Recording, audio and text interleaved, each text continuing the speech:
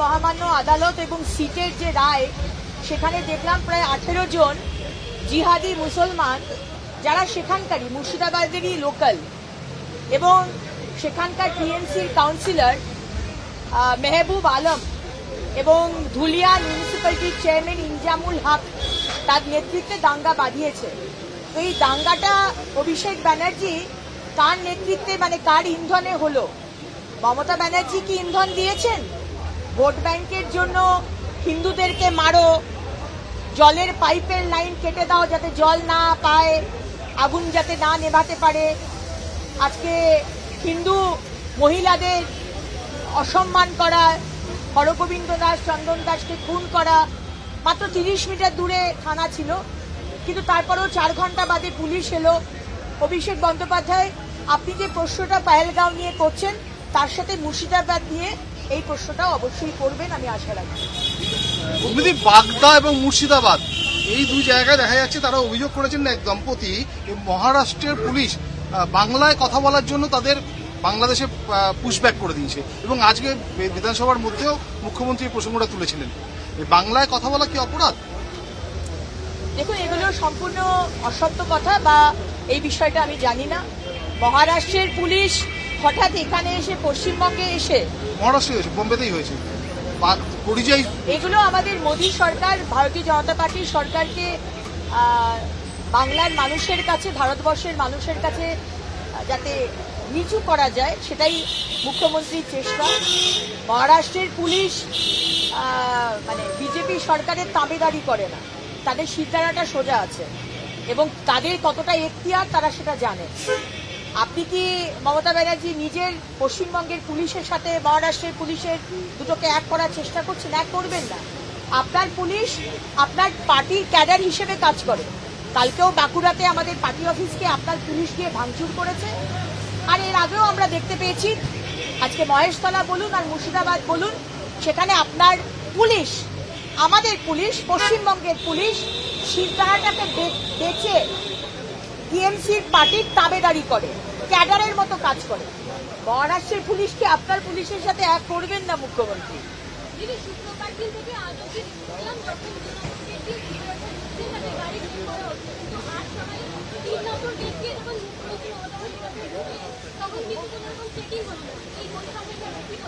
দেখুন, আমি আজকেও বলেছি, আমি শুক্রবারও বলেছিলাম যে আমাদের গাড়ি চেক করুন, কোনো অসুবিধা নেই, কিন্তু মুখ্যমন্ত্রী মমতা বন্দ্যোপাধ্যায় উনিও একজন এমএলএ। আমার গাড়ি যদি চেক হয়, বিজেপির এমএলএদের গাড়ি যদি চেক হয়, মুখ্যমন্ত্রী এমএলএর গাড়িও চেক করতে হবে। তো যদি চেক না করা হয়, কাল থেকে আমাদের গাড়িও আমরা চেক করতে দেব না, সোজা কথা। কারণ এখানে দু রকমের নিয়ম চলে, বিধানসভার ভিতরে, বিধানসভার বাইরে। তৃণমূল হলে এক রকমের নিয়ম, মুসলমান হলে এক রকমের নিয়ম, আর তৃণমূলের বাইরে যদি হন, মানে বিজেপি যদি হন বা হিন্দু যদি হন বা অন্য সম্প্রদায়ের মানুষ হন, তার জন্য আলাদা নিয়ম। কিন্তু এখানে এমএলএদের মধ্যে এই যে পক্ষপাতিত্ব বা দু রকমের নিয়ম, এটা কিন্তু আমরা মানব না। তো অধ্যক্ষ মহোদয়, আপনাকে আপনার এই বিষয়টি আমি দৃষ্টি আকর্ষণ করছি, যদি গাড়ি চেক করেন সবার গাড়ি চেক করুন। টিএমসির করছেন, বিজেপিরও করছেন, আমি শুনছি, আমি দেখছি, কিন্তু মুখ্যমন্ত্রী আমাদের উপরে নন। মুখ্যমন্ত্রী একজন এমএলএ, তার গাড়িও সে 2 নম্বর দিয়ে ঢুকুক আর 3 নম্বর দিয়ে ঢুকুক, তার গাড়িও চেক করতে হবে। আচ্ছা, মুখ্যমন্ত্রী আজকে বলেছেন বিরোধীদের প্রশ্ন করার কিছু থাকে না, দেশটাকে বিক্রি করে দিয়েছে, আমি 1.5 লাখ টাকার 1 টাকাও নিইনি, আপনাদের যা অশ্লীল ভাষা তাতে 2026-এ শূন্য হবে। 1.5 লাখ টাকা মানে বুঝলাম না, কিসের 1.5 লাখ টাকা? 1.5 লাখ টাকা হ্যাঁ, মনে হয় আপনাদের যা অশ্লীল ভাষা 2026-এ শূন্য হবে। অশ্লীল ভাষার যে বাড়বড়ন্ত বা অনুপ্রেরণা, সেটা তো আপনি দিয়েছেন মুখ্যমন্ত্রী। আপনার বাংলার বাঘ, যাকে আপনি বাংলার বাঘ বলেন, আপনার কাছে বাংলার বাঘ অনুব্রত মণ্ডল, স্যার আশুতোষ মুখার্জি নন। সেই বাংলার বাঘ যে ভাষায় কথা বলে এবং আপনিও যে ভাষায় কথা বলেন, সেই ভাষা আজকে আমাদের লজ্জিত করেছে। সুতরাং এই ভাষা নিয়ে আর প্রশ্নের উত্তর আপনি কতটা দেন, আপনি প্রশ্নের উত্তর, আপনার কাছে কোনো যুক্তি নেই মুখ্যমন্ত্রী। আগের দিনও আপনাকে আমি প্রশ্ন করেছিলাম যে 2008 সালে যখন মুম্বাই অ্যাটাক হয়েছিল 26/11-তে, যখন আপনি সেই মনমোহন সিং এর সরকারের মন্ত্রী ছিলেন, আপনি কেন বদলা নেননি? আপনি কেন মনমোহন সিংকে বলেননি বদলা নিতে? আজকে আপনি মোদিজিকে নিয়ে বলছেন, মোদিজির নাম বের করে দিচ্ছেন আপনাদের রেজলিউশন থেকে, অপারেশন সিঁদুরের নামটা কেটে দিচ্ছেন রেজলিউশন থেকে।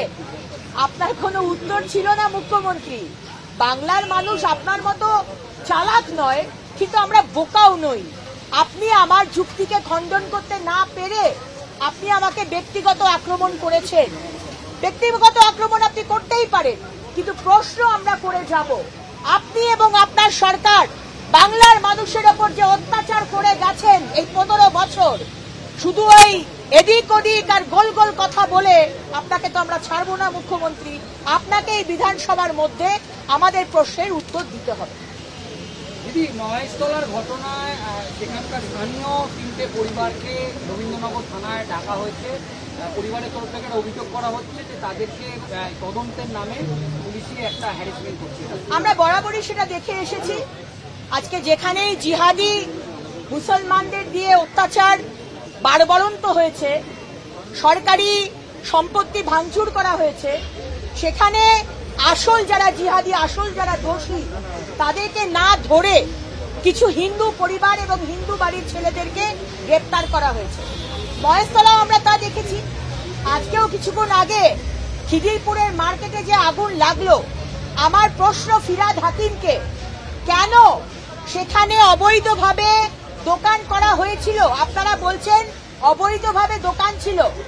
অবৈধভাবে দোকান আপনার বাড়ি থেকে নাকের ডগায় টাকা দিয়ে হয়েছিল? তৃণমূলের কাছে কাটমানি আর সিন্ডিকেটের মধ্যে পয়সা দিয়ে নিশ্চয়ই হয়েছিল।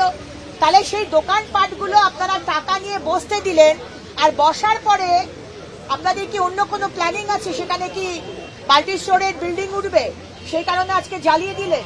আজকে দেখা যাচ্ছে যে আমাদের ফায়ার ব্রিগেড অনেক দেরিতে তারা পৌঁছেছে। ফায়ার ব্রিগেডের কাছে কর্মী নেই। যে কর্মীরা রয়েছে, ফায়ার ব্রিগেড এরকম একটি ডিপার্টমেন্ট, আমি সুজিত বোস যিনি আছেন আমাদের মাননীয় মন্ত্রী ফায়ার ব্রিগেড সিস্টেমের, সেই মন্ত্রণালয়ের মন্ত্রীকে আমি জিজ্ঞেস করতে চাই এবং মুখ্যমন্ত্রীকে জিজ্ঞেস করতে চাই, এরকম একটি সিরিয়াস মিনিস্ট্রিতে আজকে কন্ট্রাকচুয়াল ওয়ার্কারকে দিয়ে আপনারা কাজ করাচ্ছেন। আগে যেখানে পার্মানেন্ট কর্মী হতো, 6 মাসের ট্রেনিং হতো। একটা বাড়িতে আগুন লাগলে কিভাবে নেভাতে হয়, শুধু মানুষকে বাঁচানো নয়, তার নিজেরও জীবনটা আছে। কিন্তু আজকে দেখা যাচ্ছে কর্মী নেই এবং কন্ট্রাকচুয়াল কর্মীকে দিয়ে 1 মাসের ট্রেনিং দিয়ে তাদেরকে নামিয়ে দেওয়া হচ্ছে। এর আগেও আমরা দেখেছি স্ট্র্যান্ড রোডে আগুন লেগেছিল, যাদেরকে দিয়ে আগুন নেভানো হয়েছে তারা জানেই না যে আগুন যখন জ্বলে তখন লিফট ব্যবহার করতে নেই। তাই অত্যন্ত